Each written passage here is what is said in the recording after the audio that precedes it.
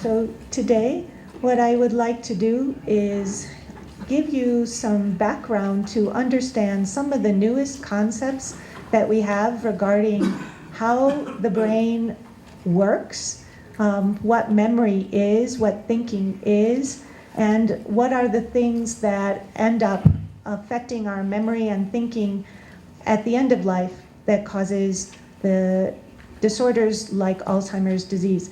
So it's going to be a bit of a journey, and I'm going to start out by giving some basic ideas of some terms that we use very commonly. So the first term is cognition, and these are the basic elements of thinking, and we put all these elements together to create thought.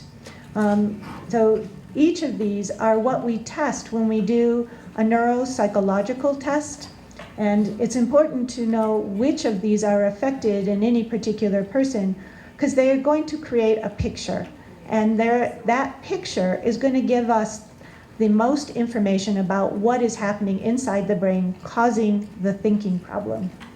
So the different aspects of thinking or cognition are attention, just the ability to focus. Then there's executive functions, and I'll explain that a little bit more, but it's like the CEO of our brain, the chief executive officer of our brain, that helps us know what we need to do, give us all the focus that we need, or allow us to be flexible in our thinking when we need to, or multitask is the word that most of us use. And it tells us when we should do something and when we shouldn't do something. Impulse control. All our senses are represented in the brain, and processing them is a very important part of memory. Then there's a term called praxis, and what that means is the ability to link different kinds of movements together in order to accomplish a task. So the idea of walking is we pick up our leg, another leg is standing stiffly, then we take a step, and then our other leg prepares. That linked movement is called praxis.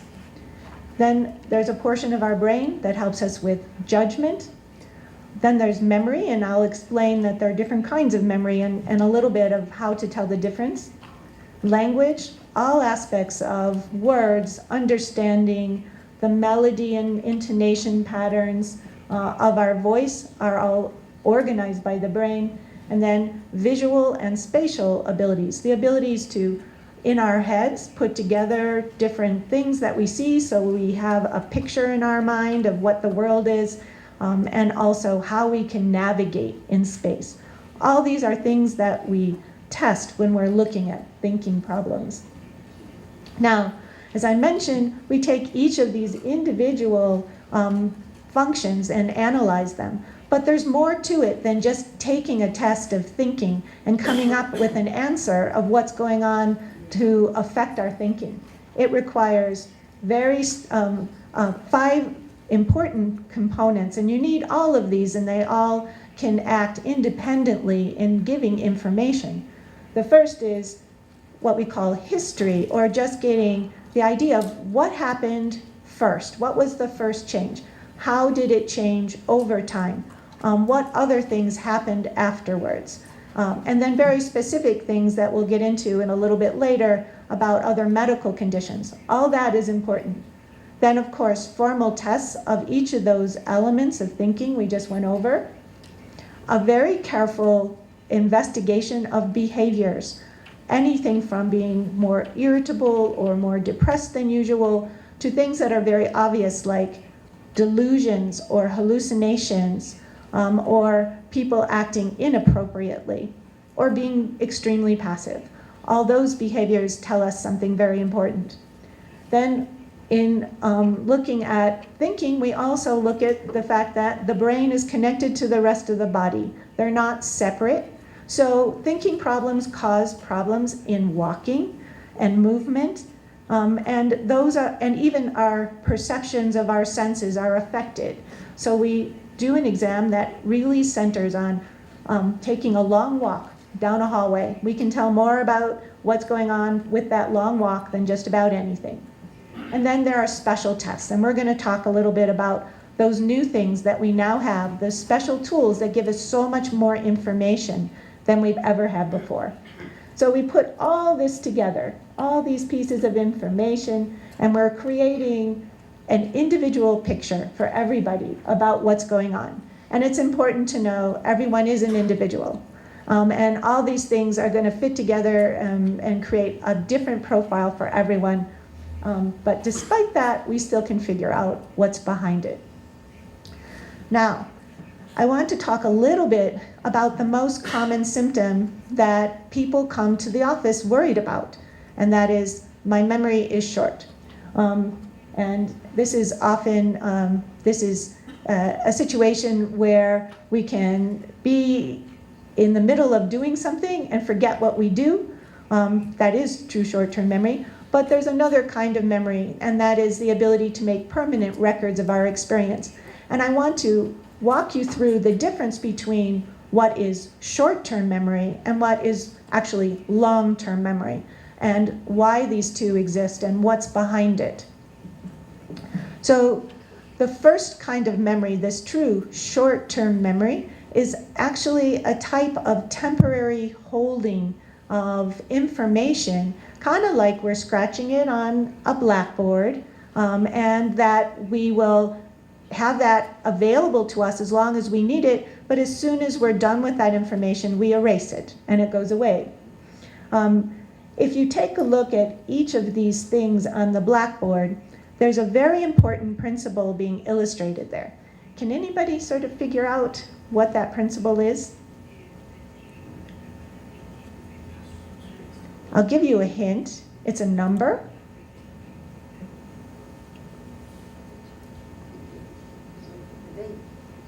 It's 7. Siete. 7. 7 is the limit of our attention span, our short-term memory. And that's probably why telephone numbers are only 7 digits. It's probably why we have 7 days of the week. We think in 7, and we don't even like to think in 7. We tend to think in smaller pieces, like weekdays, weekends. And even when I'm talking, or any one of you is talking, in between pauses, there's never more than 5 to 7 words, because we can't process any more information at one time. So we're limited in how much information we can put in this kind of memory. And as I said, once we've dialed our phone number, looked at our calendar, we don't need that information anymore. This goes away. This is true short-term memory. Okay. And it goes away. This type of memory is part of the brain that is called executive functions. If you think about working memory, it has a natural association with executives and executive functions, and they all hang together in the brain. And as I mentioned earlier, executive functions are this area that helps us, of the brain, that helps us determine what we're going to pay attention to and give us all the tools that we need to maintain our focus or shift our focus as needed. And it's helping us to do it as expediently as we can, as fast as we can. Anytime that there's problems in this executive function, we end up with difficulties in executing tasks. So that's why it's called executive function. It's what we need in order to accomplish things. And working memory is a part of that. Now, there's another kind of memory, and I call this memory truly our own history, our own story, or our journal and autobiography. And this is the accumulation of information that we decide in our lives that's important to us, and that we want to put it in some kind of permanent ink. And we will use that as a reference to interpreting the world around us. This is long-term memory. And it is very idiosyncratic, meaning all of us have different long-term memories. And I like this one quote. It's from the author Isaac Bashevis Singer. And he basically says, what makes us human and different from the beasts is that we have the ability to live more than the length of time of our working memory. We can make a permanent record, and then we can relive things that have already happened to us. And we can even use information from what we've done before to predict the future. And this is not what any other animal besides primates and humans can do. So it makes us unique. Let's talk a little bit about how this memory comes about. And I think all of us have had some common experiences that illustrate a little bit about the properties of this long-term memory. This is a picture of some pilgrims in Tibet. And they make this annual trek to a monastery. And in this monastery, above where they are walking here, are books that have been collected over many centuries. It's considered the largest library in the world with the most varied amount of information. So the whole idea is, as a pilgrim, you start at one end of the bookshelf, walk underneath it to the other end, and by the time you get out, you have gained all the wisdom of the world. Now, that is the way my son used to study. He would sleep on his book and hope that just by contact, it was going to happen. And I think all of us have had that situation happen to us.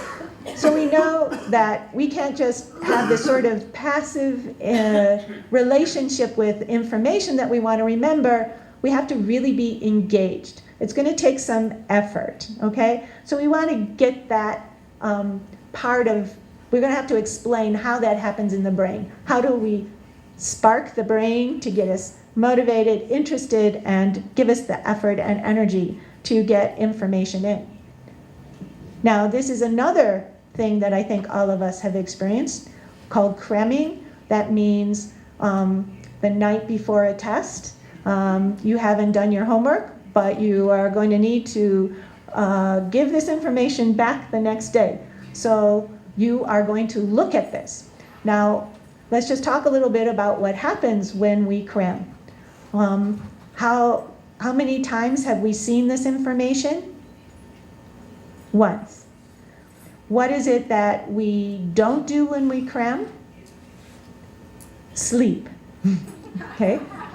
What happens the day after the test? Don't know it. So that tells us something. It tells us that maybe in order to learn things, we have to be exposed to it more than once. Okay? Maybe it also tells us that we need sleep. Okay? Maybe sleep is an important part of memory, long-term memory. And we'll see that indeed is the case.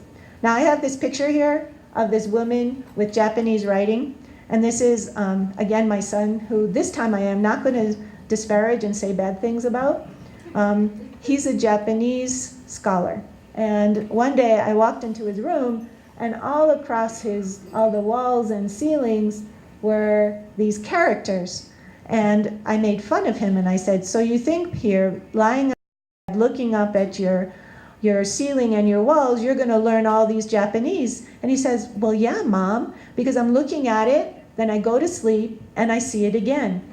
And he's right.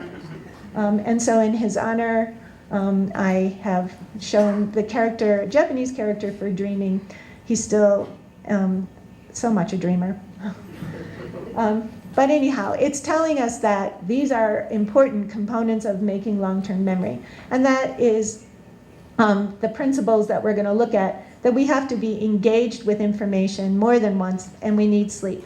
And the reason for that is we're creating new structure. We're creating new roads, new pathways during sleep, new links between cells that we are going to call memory.